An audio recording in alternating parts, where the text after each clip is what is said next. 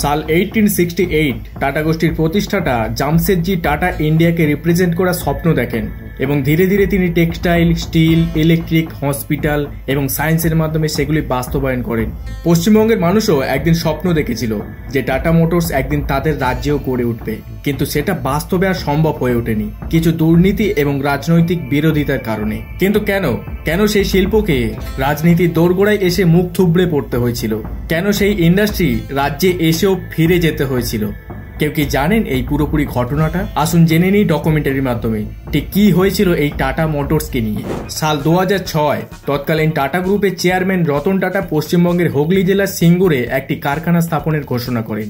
এই প্রজেক্টের পিছনে ছিল একটা স্বপ্ন, যেটা ছিল সাধারণ মানুষের জন্য সবথেকে কম খরচায় 4 চাকার গাড়ি বানানো। রতন টাটার এই উদ্যোগের পিছনে একটি ব্যক্তিগত অভিজ্ঞতাও ছিল।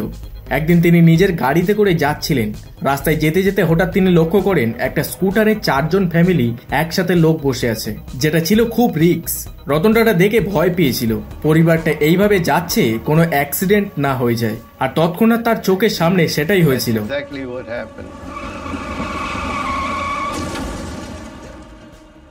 এই ইনসিডেন্ট রতন টাটার মনে একটা ধাক্কা দেয়। সেই মুহূর্তেই তিনি ডিসিশন নেন যে তিনি এমন একটা গাড়ি বানাবেন যার দাম হবে খুবই কম এবং মিডিল ক্লাস ফ্যামিলির বাজেটের মধ্যেই থাকবে। এরপর টাটা মোটরস একটি ছোট রিয়ার ইঞ্জিন যুক্ত গাড়ি লঞ্চ করার প্রিপারেশন নেন, যার দাম মাত্র 1.5 লাখ টাকার মধ্যে।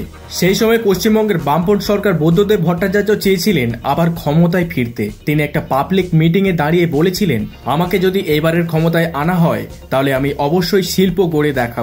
এই প্রমিস সাধারণ মানুষের মধ্যে একটা হোপ তৈরি করে, আর সেই হোপের উপর ভরসা রেখে জনগণ আবার তাকে ক্ষমতায় নিয়ে আসে। সাল 2006 দেশের সব থেকে নামি দামি ব্র্যান্ড টাটা মোটরসকে আমন্ত্রণ জানানো হয় ওয়েস্ট বেঙ্গলের সিঙ্গুরের জমিতে, কিন্তু এই জমি পরবর্তীতে টাটা ফ্যাক্টরির জন্য কাল হয়ে দাঁড়ায়। সাল 2008 পশ্চিমবঙ্গের সিঙ্গুরে 100 একর জমির উপরে টাটা মোটরস ফ্যাক্টরি গড়ে তোলার প্ল্যান করেন। রতন টাটা সিঙ্গুরের এই 700 একর জমিতে প্রায় 1800 কোটি টাকা ইনভেস্ট করেন। এই ফ্যাক্টরিতে প্রায় 10,000 মানুষের কর্মসংস্থান দেওয়ার মতো প্ল্যান করে বানানো হয়েছিল এবং সম্পূর্ণ কাজ কমপ্লিট করে 2008 সালে চালু হওয়ার কথা ছিল।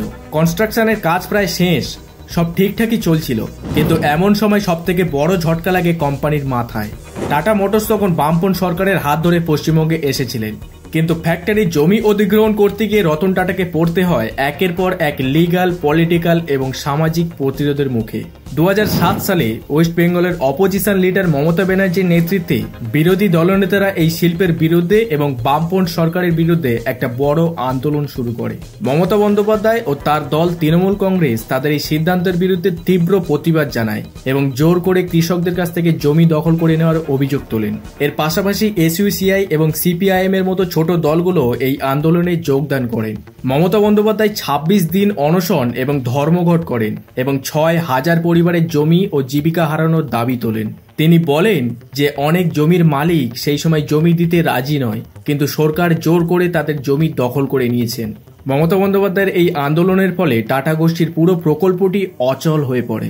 ঘটনাটা ভাবুন একবার, সেই সময় রতন টাটা প্রত্যেকটা রাজ্যের মুখ্যমন্ত্রীর কাছে থেকে ইনভাইট পেয়েছিলেন যে টাটা গোষ্ঠী আমাদের রাজ্যে এসে একটা শিল্প গড়ে তুলুক, আর সেই শিল্প পায়ে হেঁটে এসেছিল আমাদের রাজ্যে। একটা বিপুল শিল্পক্ষেত্র তৈরি করার স্বপ্ন দেখিয়েছিল, কিন্তু আমরা সেই শিল্পকে জায়গা করে দিতে পারিনি। আমরা সেই স্বপ্নকে রাজনৈতিক আন্দোলন আর বিভাজনের আগুনে পুড়িয়ে দিয়েছিলাম।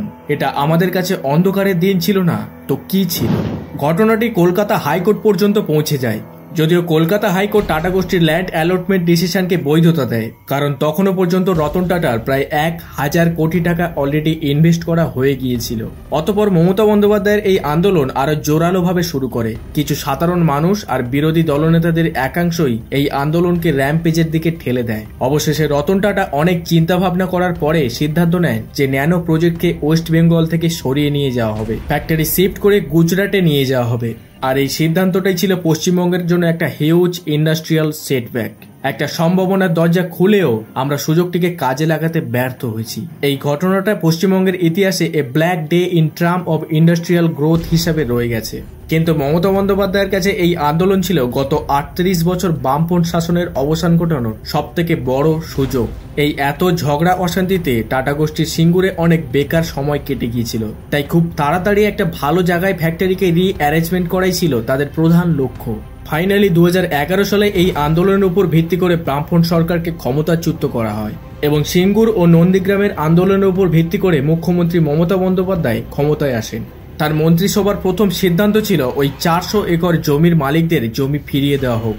সেই বছরেই তিনি সিঙ্গুর জমি কৃষকদের রিটার্ন দেওয়ার জন্য Singur land rehabilitation and development bill পাশ করেন এবং মমতা বন্দ্যোপাধ্যায়ের নেতৃত্বে রাজ্য সরকার জমি দখল করে নেন।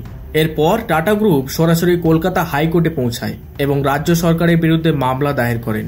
কলকাতা হাইকোর্ট প্রথমে রাজ্য সরকারের পক্ষেই রায় দেন এবং সিঙ্গুর ল্যান্ড রিহ্যাবিলিটেশন বিল নিয়ে কোনো হস্তক্ষেপই করে না।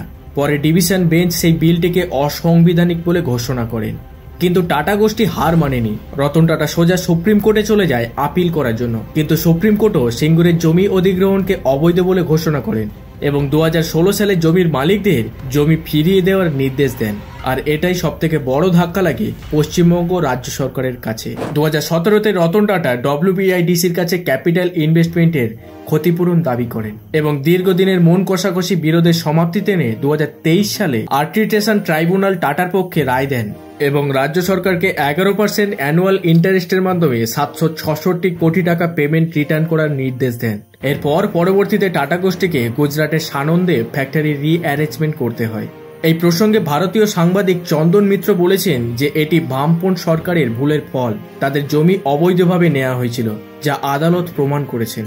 গুজরাটে চলে যাওয়াকালীন এক মিডিয়া সূত্রে রতন টাটা বলেন যে আসলে আমাদের অনেক রাজ্য থেকেই প্রস্তাব এসেছিল, তবে এই রাজ্যটি সত্যিই আলাদা, যেখানে মুখ্যমন্ত্রী সবথেকে বেশি পর্যায়ে নিজের রাজ্যকে সমৃদ্ধ করার জন্য অঙ্গীকারবদ্ধ ছিলেন।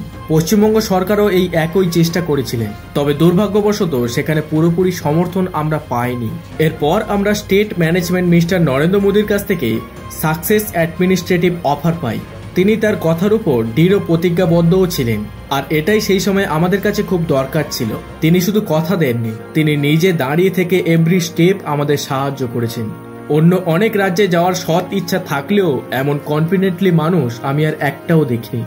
আর এভাবেই দেশের সবথেকে বড় সংস্থা টাটা গোষ্ঠী থেকে একটি বড় শিল্পক্ষেত্র এবং কয়েক হাজার চাকরির সুযোগ হারিয়ে ফেলে পশ্চিমবঙ্গ।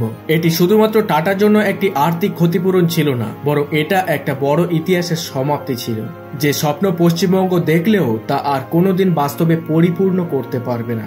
শুধুমাত্র রাজনৈতিক বিরোধিতার কারণে টাটা গ্রুপ পশ্চিমবঙ্গ ছেড়ে চলে গিয়েছিলেন। এখন এর মূল্য এই রাজ্যের জনসাধারণকেই দিতে হচ্ছে। বর্তমানে তৃণমূল সরকার বলেছেন যে বামফ্রন্টরা জমি জবরদখল করেছিল, আর আমরা তো শুধুমাত্র কৃষকদের পক্ষে লড়াই করেছি, শিল্পের বিরুদ্ধে আমরা কখনোই ছিলাম না। এই ঘটনা থেকে আমরা আশা করতে পারি যে টাটা গ্রুপ ভবিষ্যতে আরো অনেক বড় হবে, অনেক প্রকল্প তৈরি করবে, অনেক কারখানা তৈরি করবে, অনেক মানুষের ভবিষ্যৎ তৈরি করবে, কিন্তু আমাদের রাজ্যের ভবিষ্যৎ আর কখনোই তৈরি করবে না। তো বন্ধুরা, আজকের ভিডিও এই পর্যন্তই। ভিডিওটি কেমন লাগলো সবাই কমেন্ট করে জানাবেন এবং আপনাদের মতামত অবশ্যই জানাবেন। এবং আরো একটি কথা বন্ধুরা, আপনি যদি চ্যানেলে নতুন হয়ে থাকেন তাহলে অবশ্যই সাবস্ক্রাইব করবেন, কারণ আপনাদের সাপোর্ট ছাড়া আমি কখনোই এগিয়ে যেতে পারবো না।